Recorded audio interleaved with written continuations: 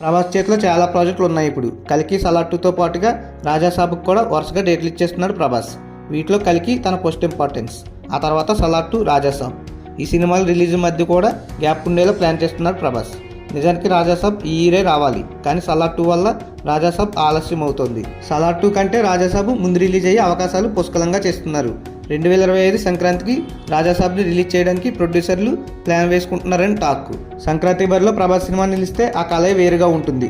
పైగా రాజాసాబ్ పండగకి తగ్గట్టుగానే మారుతి కలర్ఫుల్గా డిజైన్ చేస్తున్నాడు. రీసెంట్గా సంక్రాంతికి రిలీజ్ అయిన ఫస్ట్ లుక్లో ప్రభాస్ వింటేజ్ అవతార్లో కనిపించాడు. మాస్గా లుంగి కట్టుకుని ఫ్యాన్స్ని మరోసారి ఫిదా చేసేశాడు. రాజాసాబ్ పండగ సరైన సినిమా అని మారుతి భావిస్తున్నట్టు టాక్. సంక్రాంతి బరిలో ప్రభాస్ సినిమా రిలీజ్ అయ్యి కూడా చాలా కాలం అయింది. అందుకే రాజాసాబ్ని పండక్కే దింపాలని చూస్తుంది టీం. ఇప్పటికే చిరంజీవి, నాగచైతన్య, శర్వానంద్ సినిమాలు 2025 సంక్రాంతికి వస్తున్నామంటూ అనౌన్స్ చేశాయి. ఇప్పుడు ప్రభాస్ సినిమా కూడా చేరిపోయినట్టే.